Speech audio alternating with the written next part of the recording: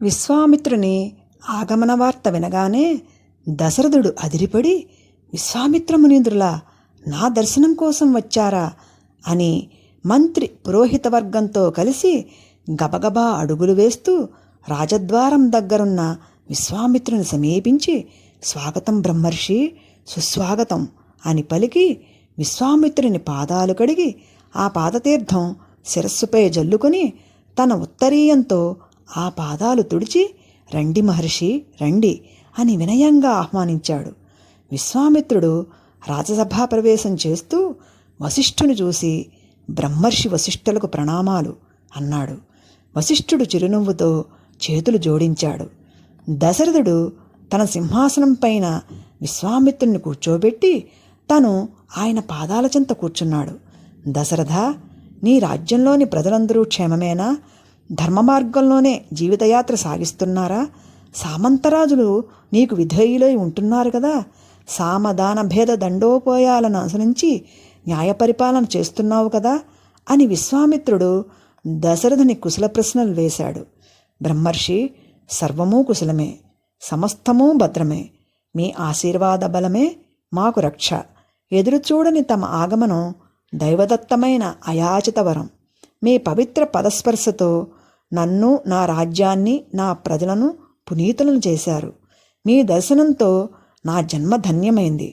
తాము ఏ కార్యాన్ని నా నుంచి ఆశించి ఇలా విచ్చేశారో ఆజ్ఞాపిస్తే అది నెరవేర్చడానికి సంసిద్ధంగా ఉన్నాను, చెప్పండి అన్నాడు. విశ్వామిత్రుడు చిరునవ్వుతో, బ్రహ్మర్షి వశిష్ఠుల వారి శిష్యునికి ఉండవలసిన ధర్మపరాయణత్వం నీలో నాకు గోచరిస్తోంది. ఆ నమ్మకంతోనే కార్యార్థినై నీ దగ్గరకు వచ్చాను. నా కోరిక తీరుస్తానని వాగ్దానం చేస్తే అని సందేహంగా ఆగాడు. ఎంత మాట బ్రహ్మర్షి!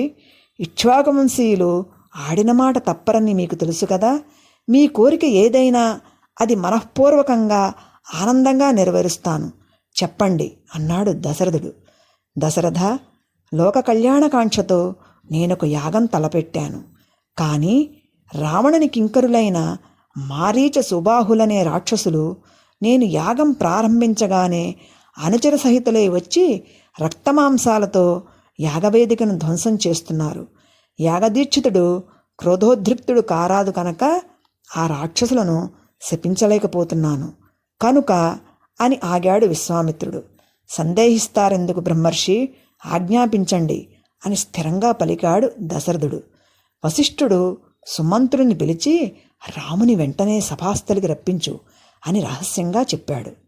దశరథ, నా యాగం నిర్విఘ్నంగా కొనసాగాలంటే నీ జ్యేష్ఠ కుమారుడు రాముడు కృతరక్షణాభారం వహించడానికి నాతో రావాలి అన్నాడు. ఆ మాట వినగానే దశరథుడు అదిరిపడి వెంటనే తేరుకొని పైకి లేస్తూ, ఏమన్నారు బ్రహ్మర్షి? కృతరక్షణాభారం వహించడానికి నా రాముడు మీతో రావాలా అని సందేహిస్తుంటే, అవును, యాగ ప్రారంభానికి ఇక వారం రోజులే వ్యవధి ఉంది.